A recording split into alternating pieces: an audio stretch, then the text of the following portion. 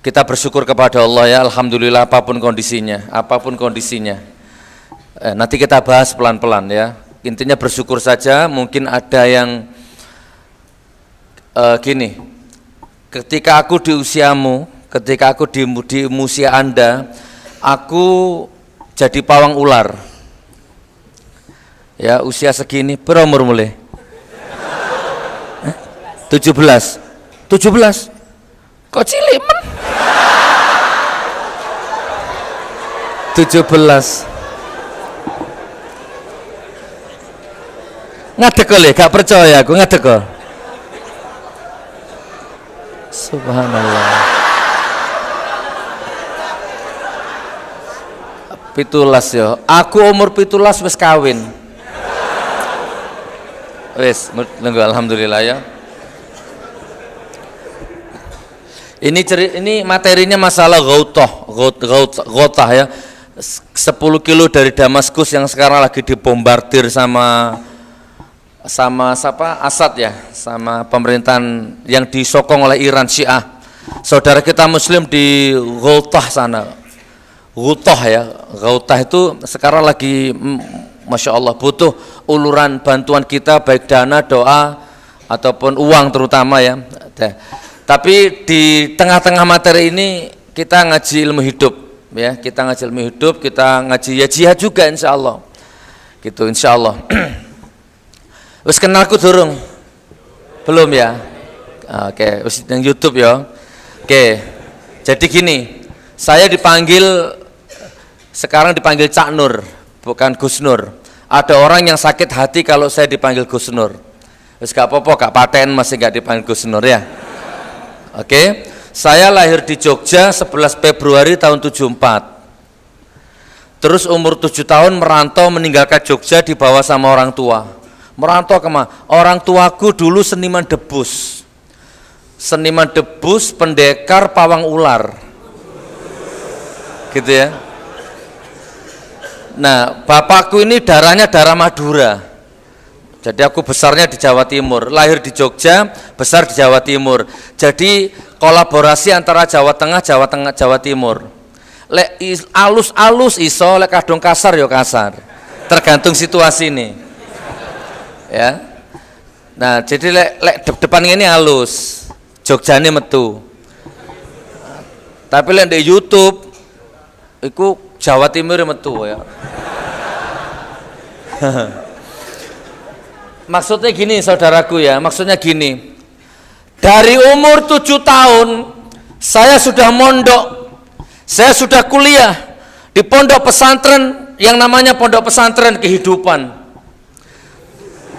Ya, dari umur 7 tahun aku sudah kuliah di Universitas Kehidupan.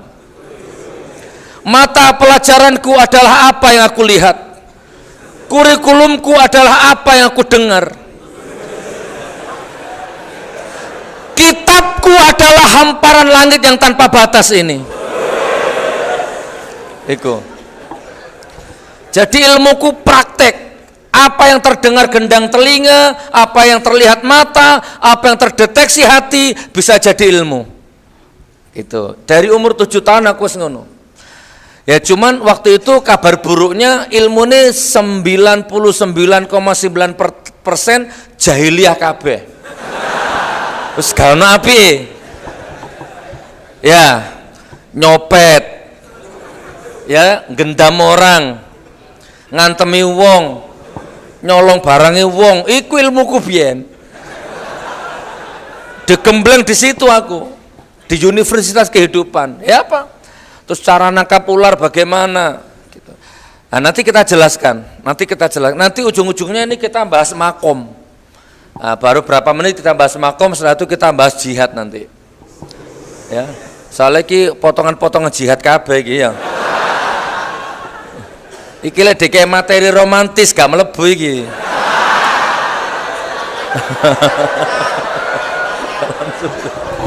Masyaallah.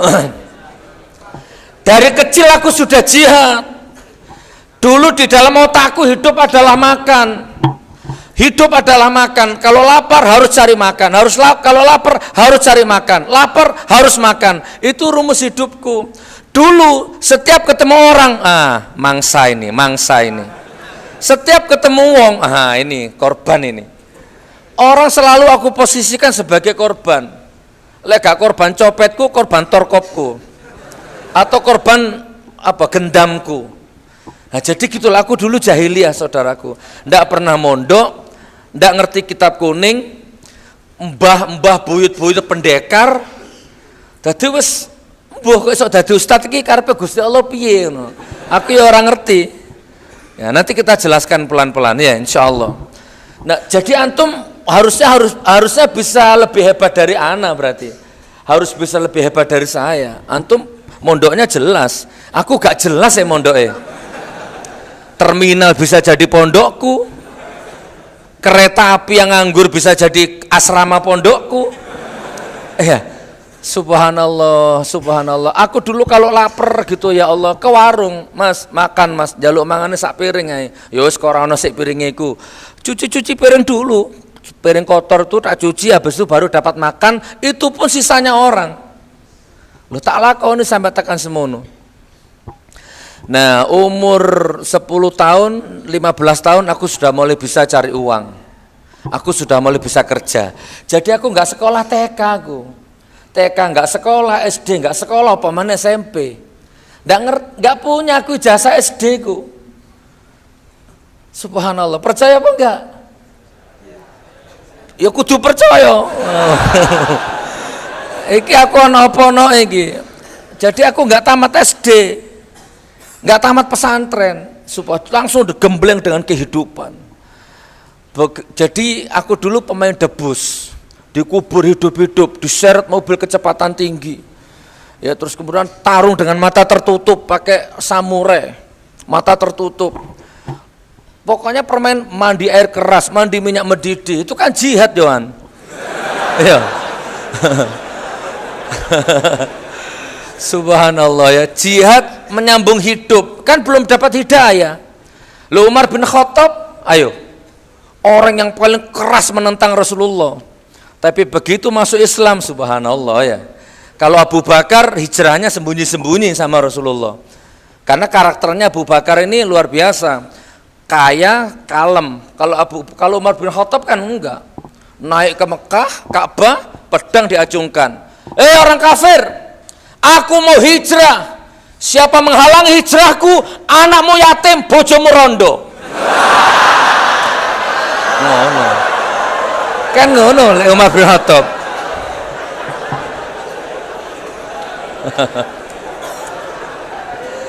Iki misalnya Umar bin Khattab wong Boyolali ngono lho maksudnya. Kan pakai bahasa ngono. Lah aku arep nirono bahasa Arab ra iso ya. Tapi intinya Umar bin Khattab kan gitu karakternya, keras. Wis ana makome dhewe-dhewe. Nanti kita jelaskan. Hari-hariku bermain debus di pinggir jalan itu. Dodolan obat iki lho. Tunggal guru, tunggal ilmu aja ganggu. Ngono kae ya. Di dalan-dalan niku bertahun-tahun aku seperti itu. Nah, jadi mental dakwahku ini bukan aku dapat di pesantren, dapat di pasar, dapat di jalan. Lek dodolan obat kan delok wong akeh. Maka di jalanan, di trotoar, di pasar aku adalah dosennya. Ngono. Penonton adalah mahasiswaku. Ngono. Ibarat dalang aku, ibarat wayang aku dalangi. Itu digembleng bertahun-tahun mindset itu, otakku. Peragaan sekitar 10 menit baru habis itu aku sudah bisa mengendalikan pikiran orang. Siapa kamu? Si fulan, bla bla bla, tak hipnotis, mana uangmu? Duit tak kuras, jam tangan tak minta, sepatunya tak minta, kuabe tak minta. Itu bertahun-tahun aku lakukan itu. Ya, dengan kekuatan pikiran, dengan kekuatan latihan, dengan kekuatan hipnotis dan lebih banyak istidrotnya. Kekuatan jinnya. Ki ceritanya seru rek. Ya. Wes tak potong ya biar gak panjang-panjang, tak potong. Dari segitu aku sudah improvisasi menghadapi hidup. Jadi awakmu iku kudune harus metu teko kene antum harus jadi orang yang lebih sempurna lagi. Kitab duwe, cekelan duwe, hadis duwe, kitab kuning punya. Laku. Ojo main kitab kuning, kitab keriting lho gak duwe aku. Kitab gundul, kitab abu-abu nggak ngerti aku. Nah, nanti kita jelaskan. Ya.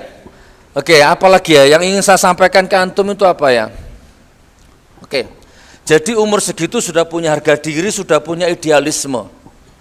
17 tahun aku sudah punya idealisme. Nah, ini ceritanya. Gak apa-apa ya, tak lengkap no ya. Oke.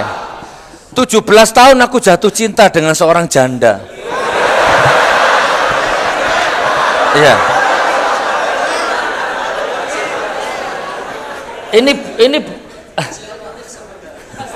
Ini bukan romantis, ini jihad. Rungono, aja salah paham. Durung mari ceritane iki. Waktu itu aku sama Abah waktu itu deket banget sama keluarga besar Pondok Pesantren Zainul Hasan Genggong Pajarakan Probolinggo. Besanya Roma Irama waktu itu. Roma Irama punya besan orang Genggong itu. Pas acara Munas Pagar Nusa tahun 95-an lah. Aku dan Abah diundang di acara peresmian Pagar Nusa itu dan aku sebagai bintang tamunya. Rambutku sama ini sih An. Ya, rambut gondrong, awas sih, wah teger ya. Wes, dari atraksi itu maka sepak bola api. Di sini diajari nggak ilmu gitu? Ayo Tat, kapan kamu tak ajari Tat? Ya, sepak bola api macam-macam wes ya. Nah, dari situ aku dekat sama Pondok Genggong. Nah, sejak itulah abahku dipanggil Gus Tom Jack sama keluarga besar Genggong itu, sama Kiai Haji Hasan Mutawakil Alallah, pengasuh pondok pesantrennya. Nama bapakku Pak Tom Jack, namanya Tomin, cuma karena jenggotnya panjang disingkat Tom Jack, Tomin jenggot, gitu kan? Sama Kiai Hasan akhirnya dipanggil, tak celuk Gus Tom Jack aja. Nah, sejak itu terkenal namanya Gus Tom Jack. Rupanya gelar Gus itu mempengaruhi kepada alam bawah sadarnya Abah. Abah yang dari muda sebagai pendekar, seniman, istidroj, nggak ngerti sholat, nggak ngerti agama, begitu dikasih gelar Gus, tiba-tiba berubah. Dan ternyata terjadi afirmasi, saudaraku. Hati-hati ya, begitu dipanggil Gus, langsung dapat jodoh seorang ustadzah. Bapakku duda ya, waktu itu. Dapat, jadi di Keraksan ada ustadz kondang, namanya Ustadz Ahsan Basori. Mubalik kondang waktu itu, pada tahun segitu. Ustadz Ahsan Basori ini punya adik namanya Siti Umamiyah. Masih muda, perawan ting-ting. Iya. Loh iya. Bayang no. Ustadzah, gadis muda. Jatuh cinta karo abahku yang umurnya terpaut 20 tahun atau 15 tahun mungkin. Tapi abahku rek masih tua gagar rek. Iya. Subhanallah. Wis. Itu loh, barokahnya dekat sama kiai. Enggak mungkin tiba-tiba menikah sama seorang ustadzah. Terus tiba-tiba jadi ulama juga abahku waktu itu. Cuman belum sudah beli tanah, mau dibangun taman pendidikan Al-Quran, terus tiba-tiba meninggal. Jadi meninggal mendadak. Oke, saya potong ceritanya. Balik nang rondo mau ya. Abahku marah. Aku dipanggil Nur. Kamu lebih baik melacur daripada menikah sama janda. Kamu mau dikirim ke Jepang ini. Cita-citamu masih terhampar luas. Kamu mau nikah dengan gadis model apapun kamu masih bisa, jangan sama janda. Ngono. Tapi aku tetap bantah. Loh, gak bisa, Pak. Saya lebih baik menikah daripada saya melacur. Apalagi walaupun sama janda. Si enom tapi wani bantah aku. Tapi bantah idealis. Loh, maksud aku melacur, Pak, mending aku nikah, Pak, masih rondo. Gitu kan. Tapi Abah nggak mau, waktu itu aku belum paham maksudnya apa. Rupanya memang Abah lebih menginginkan aku ke Jepang dulu. Ternyata enggak, Abahku marah besar, jam 1 malam, jam 12 malam aku dipanggil. Sini, ngadep. Pilih apa pilih rondo? Di ultimatum, jam 12 malam, pilih Abah atau pilih dia. Kalau pilih dia, silahkan pergi dari kaki, silakan pergi dari rumah. Hubungan antara anak dan abah putus sampai di sini. Silakan kalau mau pilih dia. Loh, gitu tuh aku kok milih rondo ayo. Malam-malam ya sudah, Bah, kalau gitu tanpa mengurangi rasa hormatku pada abah, Bismillah, saya akan memilih dia. Bismillah. Aku melebu tak buntel kelambiku sak tas kresek. Alah, satu baju, satu celana, satu sarung. Wis, habis tak cium tangannya Abah nggak mau. Sudah, nggak usah dicium. Silahkan pergi. Jam 1, setengah 1 malam hujan deres. Bawa satu baju tas kresek. Aku jalan 2 kilo ke rumahnya janda itu. Iki lek di sini tronke, luar biasa gitu. Ya.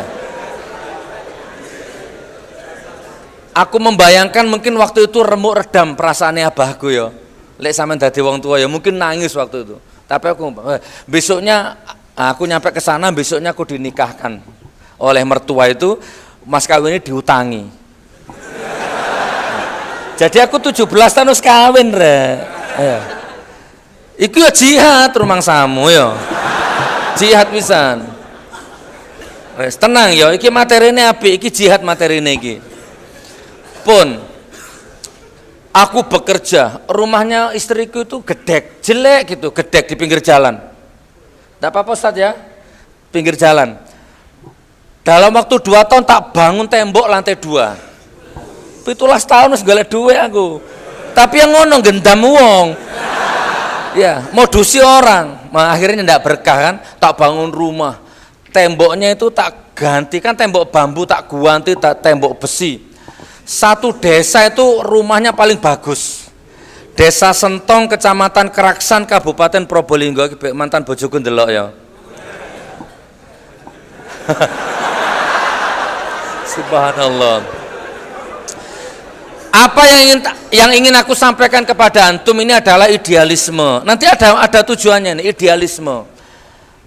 Makanya aku pernah ditelepon sama TV nasional. Gus, bisa ngisi di acara saya. Wallah, demi Allah, TV nasional. Ya gak usah disebut mereknya. Kainan TV ini enggak ya. Ya bisa insya Allah. Cuman gini, saya punya syarat. Kalau memang saya masuk TV, saya punya syarat. 3 syaratnya. Apa Gus? Yang pertama, saya nggak mau saya nggak mau dipacai.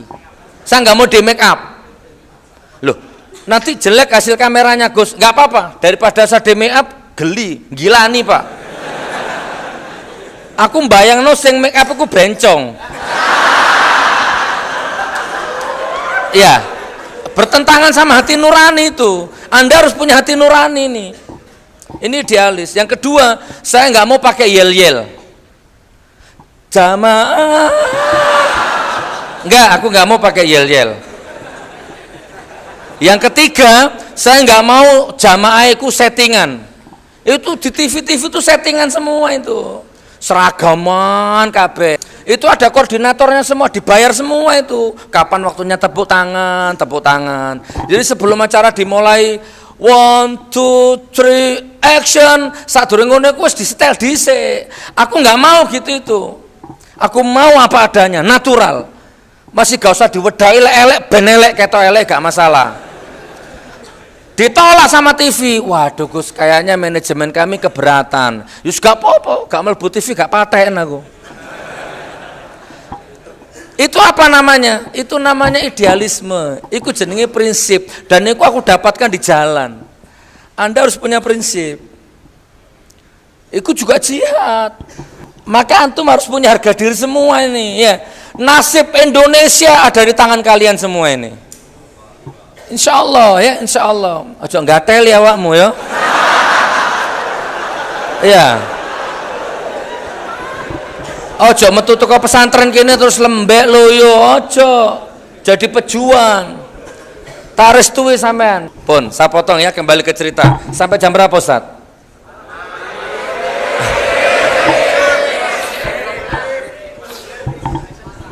Setelah tak bangun rumah, wong Madura kon. Madura kan Majong. Pamekasan, abo udah pada Jong ya. Alhamdulillah. Wes tak potong ceritanya. 3 tahun rumahnya istriku menjadi rumah paling bagus di desa itu. Tiba-tiba jenenge utek iki nakal rek. Arekku kudu nakal anjene ya. Aku kok gak enak ngumpul mertua ya. Aku harus mandiri. Tak dudukkan istri, mertua tak dudukkan. Bu, bapak, istriku, kayaknya aku harus keluar dari sini, aku harus hijrah, aku harus mandiri. Bukan gue banget kalau ngumpul mertua. Ternyata istriku nangis, terus mertuaku nangis. Ojo le, kalau engkau pergi dari sini, rumah ini kehilangan auranya.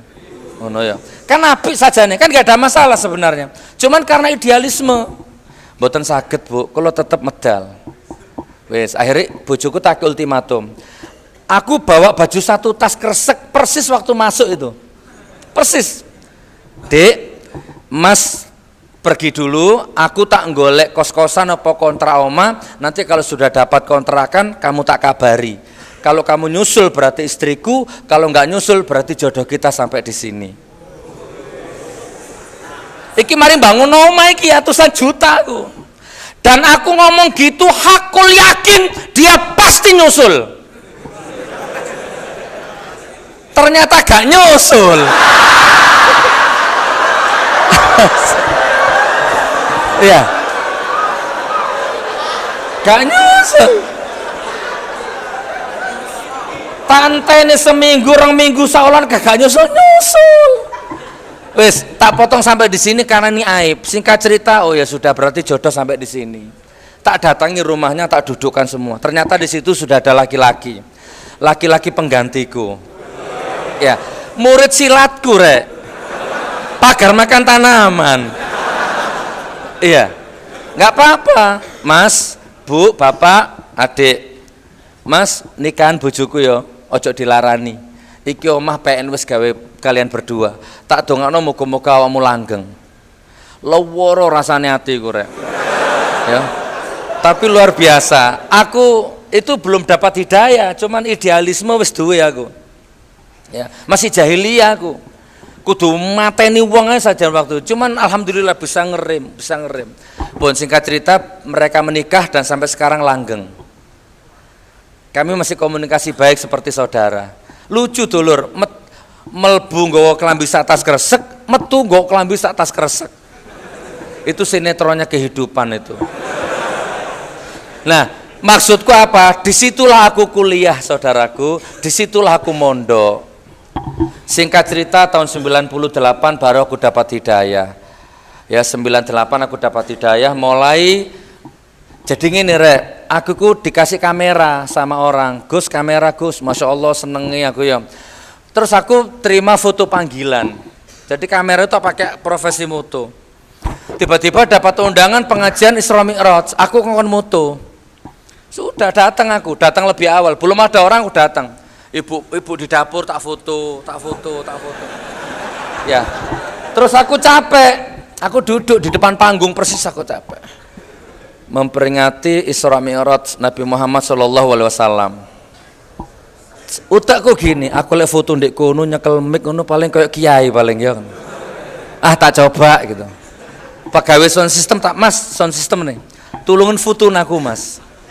Terus aku acting di situ pegang mic begini aku. Di foto jebret. Padahal alif ba ta sa gak iso aku rek. Dagang obat ya yo. Mental kentir wis ya. Gak duwe wis. Wis berbagai macam pose. Begitu fotonya jadi, tak cetak kok mantep, kok kiai tenanan. Tak cetak, tak gedekno, tak delen nang tembok ruang tamu itu. Mulai ada tamu 1, 2, Gus Nur saged ceramah, insya Allah. Gitu ya. Bener. Nah, waktu itu aku sudah jadi paranormal. Jadi setiap bekas-bekas penontonku yang lihat aku dagang obat itu kan rata-rata nyambung terus ke rumah berobat. Disantet orang ke rumah, bojone minggat nang omah, semua macam ke rumah. Ya tak gendungi, tak modusi kan. Aku ndak ngerti ilmu agama. Iya, Gus, bojoku minggat. Uyah tabur nang omahmu. Ya. Iya. Gus, aku loro gak waras-waras, nguyuwo pertama sak tetes umbin. Kapokmu kapan gon ya? Itu dulu aku begitu. Iya. Iki tak critakno ben sampean kok metu teko kene dadi wong sing luar biasa sampean ya. Gus Nur aku sakit lama-lama sudah nggak sembuh, ini kemana-mana nggak sembuh. Waduh kena santet kon iki. Sapa sing nyantet Gus? Padahal ki modus iki. Teman kantormu. Terus gimana Gus? Beli ayam hitam mulus 73 ekor. Waduh golek angel, lek angel duwe kena aku, mentaya wis aku sing tuku. Modus dulur. Itu pekerjaanku. Cek ngerti sampean, cek melek iku ya. Wis, tak potong ceritanya. Jadi mulai banyak orang akhirnya gini saudaraku, tak potong ceritanya ya. Berbulan-bulan akhirnya Allah memberikan satu pilihan. Lah ya apa ya? Semakin banyak orang ngundang ceramah ya. Aku selalu alasan, Gus bisa ceramah tanggal berapa? Tanggal sekian tak dulu. Waduh, bentrok sudah ada jadwal. Padahal gak ono. Ya. Lah kata ceramah apa gak iso ceramah? Ngawur ae. Ya kan? Terus akhirnya Allah ya itulah kembali kepada rahasia Allah tadi lah. Akhirnya Allah memberiku satu pilihan, turunkan fotonya atau mendalami agama.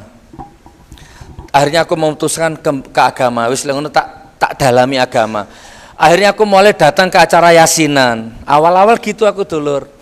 Datang ke acara yasinan itu pun di luar, nggak berani aku masuk. Lah itulah aku heran ya, walaupun aku di luar, mungkin aura ustadz itu wis ono be ya. Setiap aku duduk di luar, selalu diseret sama orang. Dalam. Diajak ke dalam. Aku wis lungguh jeruku kepoyo-kepoyo, Pak. Gemeter, grogi. Ya Allah, Gus Nur mimpin Yasin nggih kula sariawan. Iya, ono alasane. Iya, nggak bisa mimpin Yasin dadakno ya, nggak bisa. Itu berbulan-bulan tak alami seperti itu. Subhanallah. Tapi itulah Allah punya kehendak. Akhirnya aku mulai hijrah betul-betul total belajar agama. Mulai cari ustadz, cari guru. Guru Nahwu Sorofku Ustadz Darudin. Sekarang jadi takmir masjid di daerah Sumberlilik Raksan. Wes apa turute? Itu panjang ceritanya. Tapi intinya sekarang aku jadi seperti ini. Ya, sekarang dulu aku 1 tahun jadi penceramah. Jadi gini, pertama kali aku terima undangan ceramah, pertama kali sudah mulai bisa Yasin dikit-dikit. Ya sudah mulai ngerti Asmaul Husna aku 99. Dulu nggak ngerti Asmaul Husna aku piro. Wis mulai paham, nah memberanikan diri aku. Ternyata diundang ceramah. Tak lihat orang itu pun deso banget, sarungan ngelinting, kupluk miring ini. Ya, ya kan? Acara apa Pak? Acara Walimatul Urus. Oh nggih pun rumahnya nguling tuh terus. Anggaplah latihan lah ya. Untuk jam terbang pertama. Iki paling wong desa kabeh iki. Wis kecil nggih pun tak terima. Ada insyaallah salowong, ada jadwal. Wis. Habis itu saya ke sana saudaraku, Masya Allah, ya Allah. Aku kalau ingat cerita itu merinding sekali. Ada Ustadz Samsul Ma'arif. Itu pengasuh pondok pesantren di daerah Probolinggo. Beliau punya mobil tua Colt T300 itu. Ada Ustadz Abdul Karim, takmir Masjid Agung Probolinggo. Semua itu nanti jadi tim dakwah kubur saya nanti ujung-ujungnya. Coba lihat di YouTube Gus Nur dakwah dalam kubur. Itu ada Ustadz 5 itu timnya. Nah aku belajar agama juga dari beliau. Itu intinya ya. Nah tahu lah ya. Pertama kali undangan ceramah Ustadz Samsul, saya diundang ceramah. Saya nggak punya uang, bisa nggak nganter saya? Oh nggih, insya Allah saya antar Gus. Berangkat saya 4 orang, saya, Ustadz Samsul, Ustadz Karim, Ustadz Imamuddin. Ustadz Imamuddin ini yang menikahkan saya sama janda itu, dulu ya. Dan akhirnya jadi tim dakwah kubur saya dan sampai meninggal almarhum. Dari beliau saya belajar Al-Quran juga. Beliau qori. Bismillahirrahmanirrahim. Aku roh cengkol ke teko Ustadz Imamuddin niku. Ini makom ya. Ustadz Imamuddin walaupun hafal Quran, nadanya enak, kiroat juara nasional, tapi nggak sok ceramah. Kan ada makomnya sendiri-sendiri memang. Nah, nanti kita bahas makom itu kalau ada waktunya ya. Berangkat Pasar Nguling belok ngiri terus semakin jauh, semakin sepi, hujan terus. Mogok mobilnya. Wallah demi Allah ini. Ini nanti ada di buku biografi saya nih, sudah tak tulis. Mogok. Peteng ini, gelap ini. Ya Allah, jalan setapak, kanan kiri sawah. Ya apa ini? Saya lihat Ustaz Samsul, enggak mungkin dia turun. Ustaz Samsul ngomong gini, ini bisa jalan kalau didorong, Gus. Aku lihat Ustadz Karim sudah tua. Ustadz Imam nggak mungkin. Tiga-tiganya Ustadz itu lihat ke saya semua. Ya seolah-olah bahasa isyaroh. Hanya aku yang turun. Ya Allah, pertama kali nerima undangan ceramah nyurung mobil, rek. Tak buka baju koko, deworong hujan-hujan, deworong koltedo 300, deworong sampai berapa kali apa itu kan koplingnya diinjak. Begitu banter dilepas, itu kalau nggak salah sampai 5 kali lepas kopling nggak jalan-jalan. Capek saya, subhanallah, naik lagi ke mobil istirahat. Puasa ini sudah keluncum ini sejarah ini saudaraku, jihad ini. Wes istirahat lagi ngobrol. Ustadz Imam memecahkan kebekuan. Ustadz Imam duduk di depan. Loh, Ustadz, kuburan. Kuburan tiba air. Baru kita noleh semua, lu kuburan. Kita baru sadar ternyata kita macet di kuburan itu. Waduh, mulai merinding kabeh. Waduh, saya seumur-umur gak pernah takut sama apapun. Hari itu takut saya. Ustadz Karim wiritan macam-macam. Ustadz Karim itu, mogok ya Allah. Lagi enak-enaknya hening sepaneng takut. Pasrah wis gak mungkin bisa ceramah ini. Ya apa ini? Mobilnya Ustadz Samsul di sebelah sopir ada ngetok, tok. Wah, kaget semua. Nggak berani buka kaca. Sopo kan gitu ya. Tok. Ya akhirnya tetap dibuka sedikit bahasa Madura. Anapa? Mogok. Kenapa mogok? Enggi, tore sotokah? Ayo tak dorong. Gus bantu. Ya apa takut saya gitu kan. Nggak punya pilihan. Akhirnya saya turun itu, didorong sama orang dua itu. Aku ndelok sikile nemplek lemah apa enggak sikile iki yo. Worong. Masya Allah. Wis. Subhanallah. Jadi kami dorong berdua itulah. Bismillah ternyata hidup. Saya langsung masuk mobil, langsung berangkat. Di dalam mobil kami berpikir itu jin atau petani sekitar lokal mungkin ya atau bagaimana. Udah kami lupakan itu. Saudaraku begitu nyampe ke lokasi, subhanallah, di luar dugaan. Saya kira walimatul urus itu kan kecil, ya kan, dan kampung, apalagi kampung. Ternyata luar biasa, saudaraku. Mau masuk ke dekat panggung itu nggak bisa, ribuan orang yang datang. Itu saya masih sempat gini, Ustadz, bukan ini mungkin, lainnya mungkin gitu ya.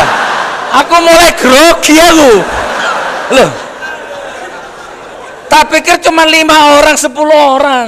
Ribuan. Subhanallah, ada banser itu. Ngasih jalan. Masih jalan. Ya Allah, ternyata bener itu. Jadi ribuan. Sudah. Aku sudah nggak pakai baju dalam, pakai kaos ini udah keluncum, sarung udah basah. Tinggal baju yang kering. Terus saya dikawal sama banser. Subhanallah, itu sudah hilang apalanku wisan. Blank. Ya. Masya Allah. Wa min ayatihi an khalaqalakum min anfusikum azwaja. Hilang kabeh. Wis gak apal, grogi ndak karu-karuan. Udah. Begitu nyampe di rumahnya tuan rumah itu, aku belum turun. Ustadz Karim tak suruh turun, pinjem sarung ke tuan rumah maksudnya ya. Jadi Ustadz Imam yang duduk di depan itu diserbu sama jamaah, dikira aku deh. Jadi Ustadz Imam direbut tangannya, dikira Gus Nur. Aku di jerung mau kapan kon yo, diwambungi. Ya. Ustadz Imam disueret ke ruang tamu. Aku masih di dalam karena sarungku basah. Oke, di lobi tuan rumah terus dapat sarung. Baru aku turun dari pakai mobil sarung, baru aku turun. Itu sudah seperti nggak nginjak tanah aku. Ribuan saudaraku. Dan itu pertama kali saya dakwah itu. Nah, orang-orang di situ kecelik semua. Loh, ini Gus Nurnya. Wis kadung ngambung tangan Ustadz Imam Mauzan. Itu subhanallah. Begitu saya masuk ke ruang tamu, subhanallah, Habib semua itu penceramahnya itu. Ternyata ada 5 penceramah, semuanya kondang, semuanya Habib. Ada satu penceramah namanya Bapak Margono, orang Jember, pelawak, tangannya maaf ya, putung satu gini. Ya itu pelawak kondang di Jawa Timur itu. Nggak ada orang nggak kenal dia, itu jadi pelawak, sekarang jadi ustadz, jadi penceramah. Dia penceramah juga. Bayangkan saudaraku, aku duduk itu kan nggak duduk, aku ngawang ini. Ceramah apa aku gitu. Ya Allah, kenapa kok azab aku seberat ini ya Allah? Rong ini aku nolak acara ini ya Allah. Pertama langsung dicemplung nang seperti itu. Terus tiba-tiba belum hilang dredegku, tuan rumah datang. Gus jadi pembicara pertama ya. Astagfirullahaladzim. Astagfirullah. Ustaz ya, saudaraku ya. Pun saya potong. MC manggil. Ceritanya panjang, saya potong. Hadirin hadirat, muslimin muslimat. Tiba acara inti, pembicara pertama seorang kiai muda. Waduh, rambutnya gondrong, subhanallah, dia orang sakti, dia pemain debus, tapi sekarang dia jadi ustadz. Kita panggil Gus Nur. Cik aku loyo kesok ngelaku wes. Aduh, lemes dengkul iki kelotek. Aduh. Loh, mantan dagang obat ya, iya kalau antum pesantren, astagfirullah, lah aku dagang obat ya, Gus Nur matamu picak ya. Loh, ya apa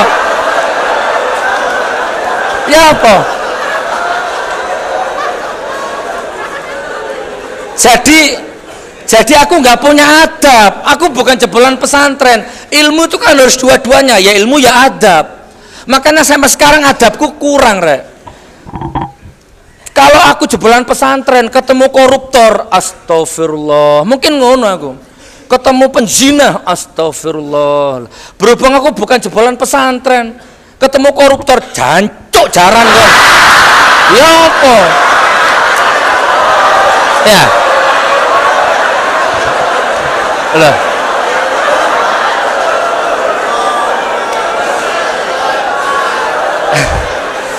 Wes.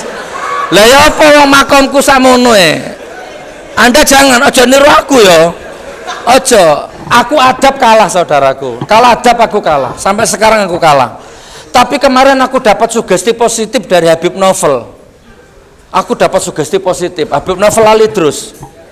Aku foto sama beliau, jegrek gitu kan. Fotonya sama beliau diposting di WA-nya beliau jadi foto profil. Wah, orang-orang yang nyinyir sama saya cebong-cebong itu nyinyir, iku WA nang Habib. Alhamdulillah Habib, Gus Nur sekarang deket sama Habib Novel. Insya Allah mudah-mudahan dapat barokahnya Habib, Gus Nur bisa hilang misuhnya. Dibalas sama Habib, alhamdulillah Gus Nur sekarang dekat sama saya. Tak doakan mudah-mudahan semakin fasih misuhnya. Aku bingung aku. Loh, jari Habib Novel, ojo leren misuhmu Gus. Aku gak iso niruku makommu wisan. Oh ngonten nggih Bib. Oh nggih pun. Sing kentir sapa ngono. Pun. Ya. Jadi waktu MC nyeluk Gus Nur, iku mesun jero ati aku, jangkrik. Ngono aku nek jero atiku. Gak iso. Allah ya Karim. Asik Rek. Begitu aku di atas panggung, ribuan. Ternyata itu disiarkan radio lokal itu. Panggung. Assalamualaikum warahmatullahi wabarakatuh. Tak wis mandek gak ngomong apa maneh pisan. Kate maca apa? Gak metu pisan.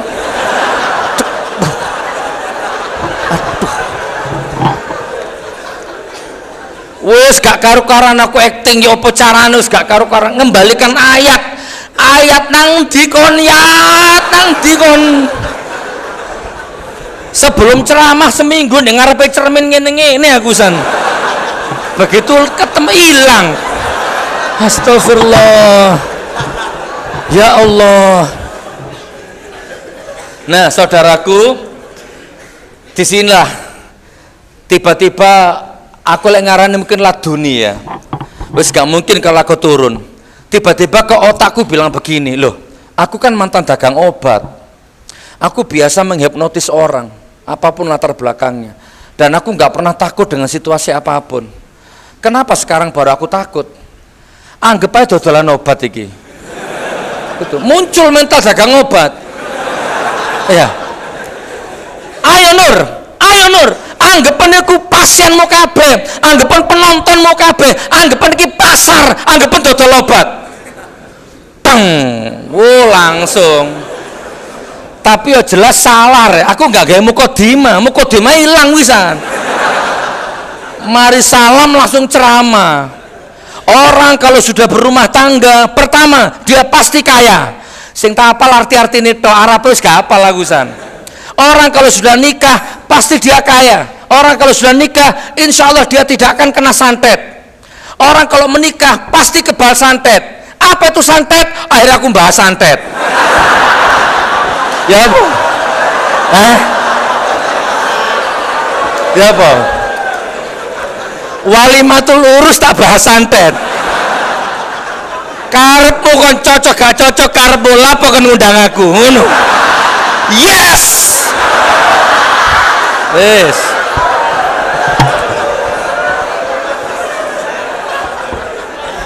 Jadi aku simpulkan, hari itu aku nggak ceramah, hari itu aku jualan obat. Soalnya tak sajam loh ternyata aku ngomong di depan orang itu, mbok pasti tak ceramah no. Wes macam-macam ilmu hidup lah. Wes aku mudun tak delok reaksine Habib iku ya apa no. Ya gak ono sing reaksi yo, dingin semua. Gak ngurus, yang penting mari tugasku kan gitu ya. Udah. Ini belum ceramah loh, masih mukodimah loh ya. Nah, jam 5 selesai ya. Bisa. Sampai di rumah aku ndak bisa tidur. Ghirahku bangkit.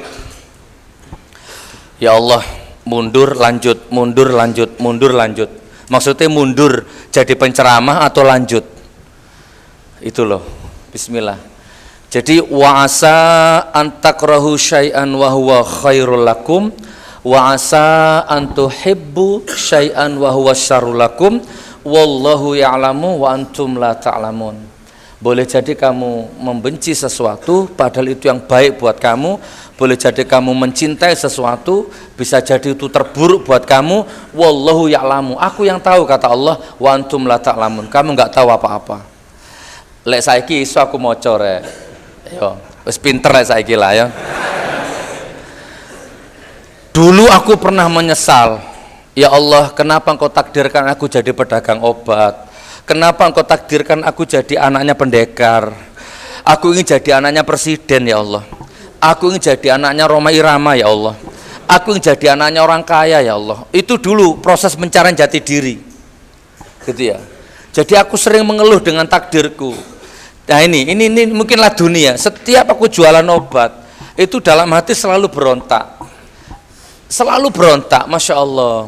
Ternyata ini jawabannya.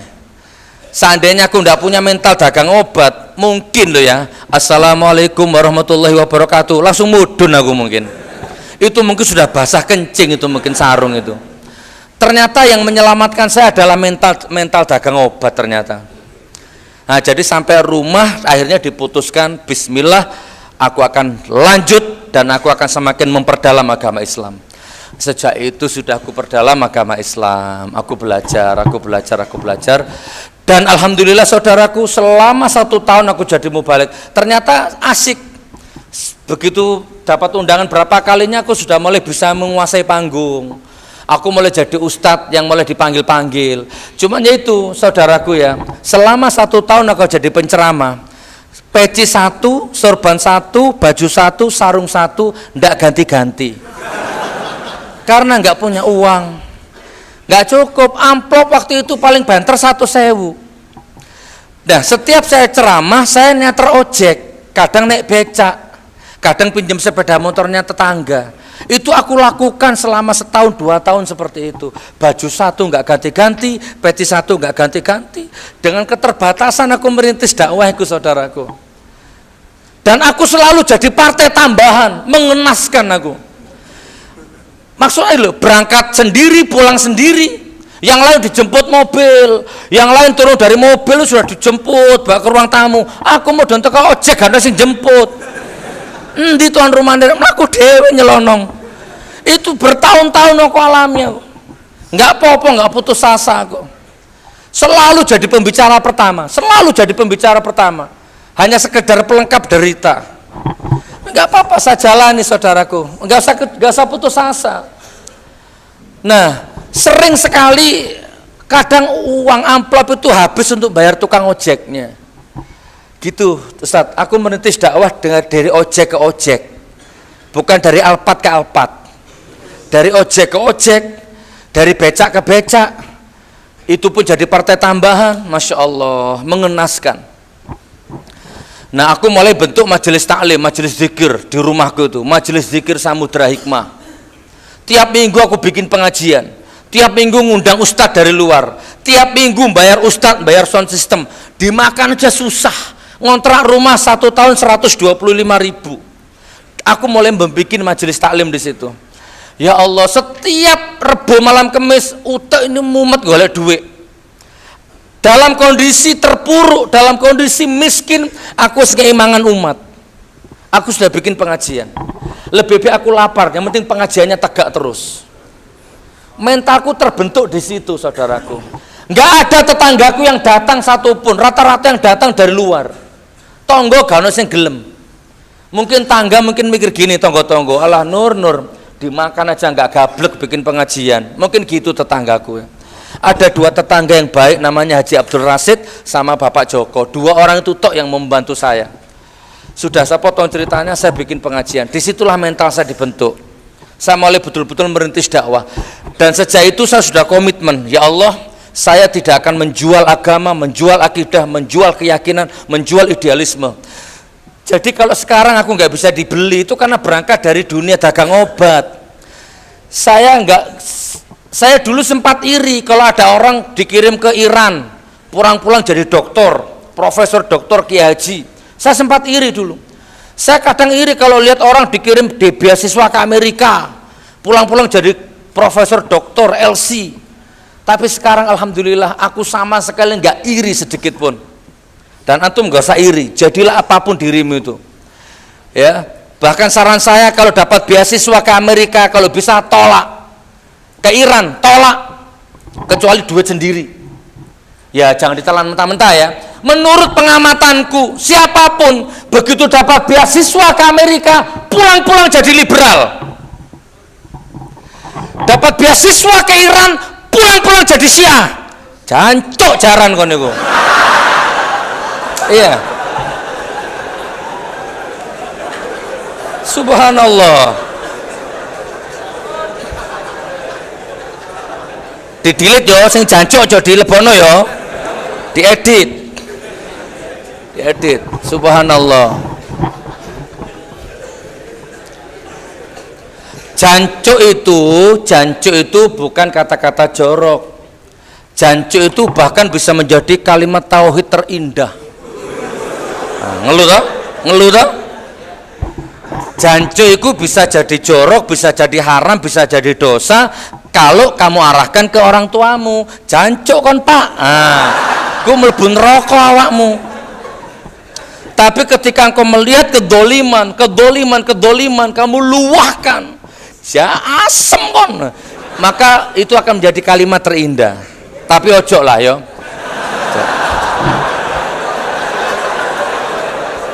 Iya. Biarlah makom misuh, biarlah aku sajalah. Lebih baik Allahu Akbar ngono wis yo. Dadi lek kata koruptor, Allahu Akbar. Kan ada koruptor begitu dipanggil pura-pura sakit, begitu dipanggil nabrak tiang listrik, kan banyak ya. Ya kan banyak menteri-menteri kalau ngomong seenaknya. Kalau nggak kuat beli daging, makan bekecot. Kalau nggak kuat beli cabai nandur dewe. Kalau nggak kuat beli beras diet. Kan ada menteri ngomong gitu. Kemarin terakhir sarden itu ada cacingnya. Cacing itu bagus protein. Mbahmu sempal loh. Loh. Ada enggak? Kalau ngomong di depan saya, lo kalau ngomong di depan saya ya coba badoken dewe gila gelem ayo. Itu saudaraku. Nah, jadi saya akui Ustadz, saya akui, aku kalah di adab.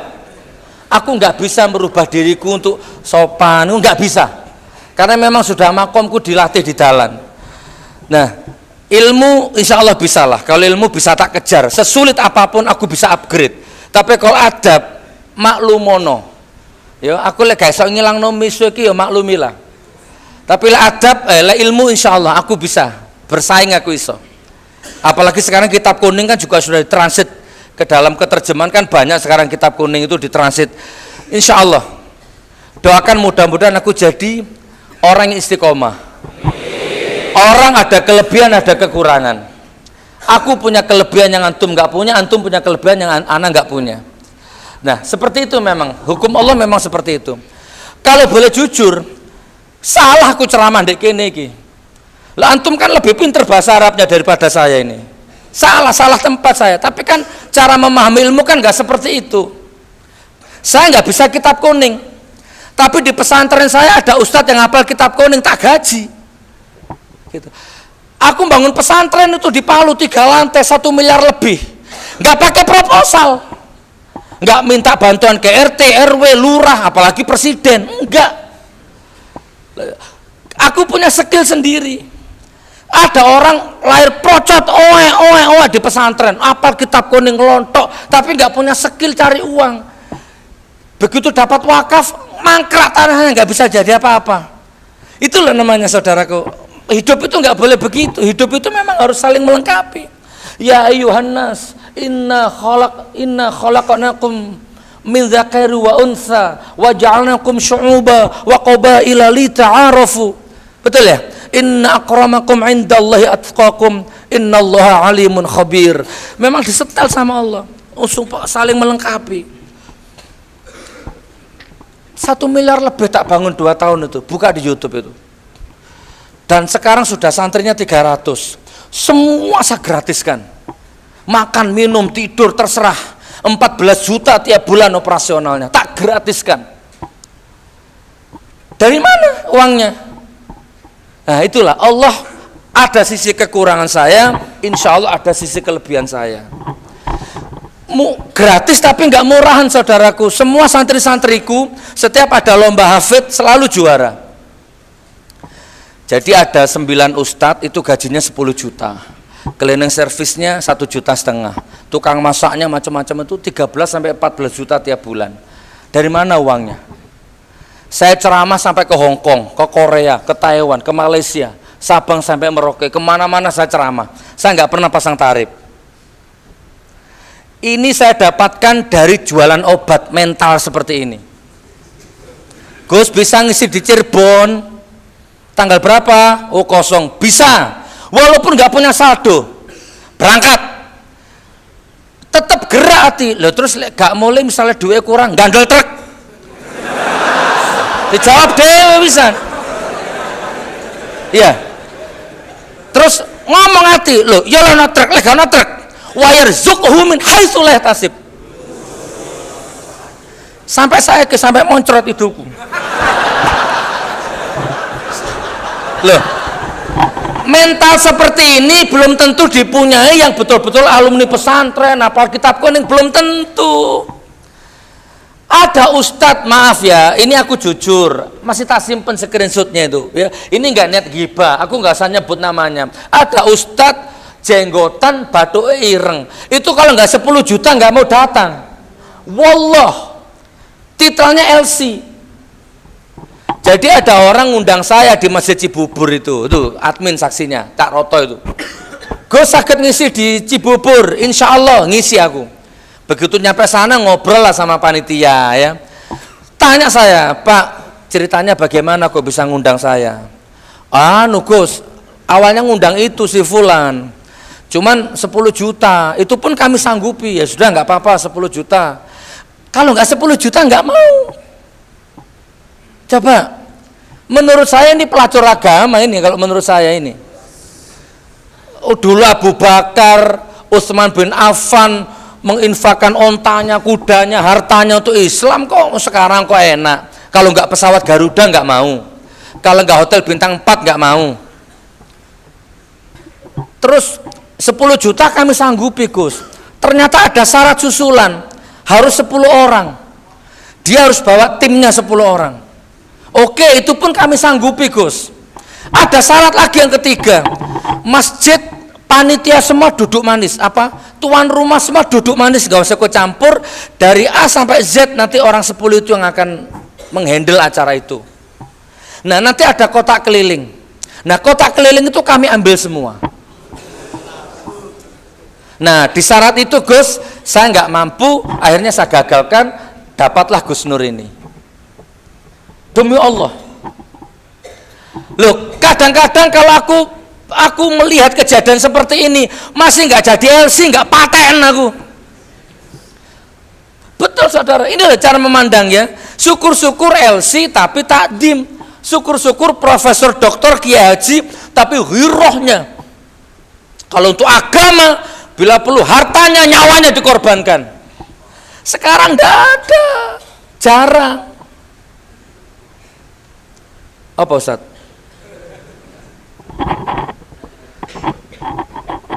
Sekarang ini Masya Allah, ini kalau tak buka ngeri saudaraku, ngeri adik-adik, ngeri. Saya punya ormas, ada 5 juta umat, wani piro.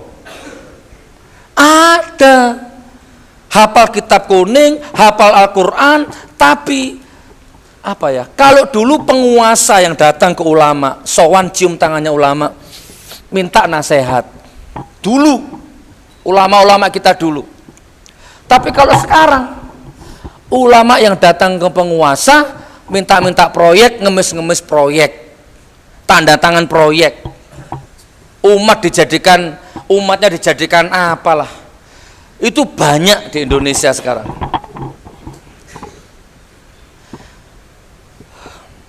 Pesantren-pesantren sudah dibeli, dijali duit. Makanya walaupun penguasanya sekarang mau dolim bagaimana, diem pesantrennya, diem kiainya, karena uangnya disumpal mulutnya sama uang sudah, nggak ada girohnya. Kalau mikirkan detik ini, aku bersyukur, untung aku biar lahir dari anak pendekar. Sekarang baru ketemu jawabannya. Nggak berani kiai meso, kiai kok meso. Aku berani karena aku bukan kiai. Aku setitik debu yang berada di tengah ruang yang luas tanpa batas ini. Sakarepmu kon. Subhanallah. Kalau ilmu kita bisa bersaing.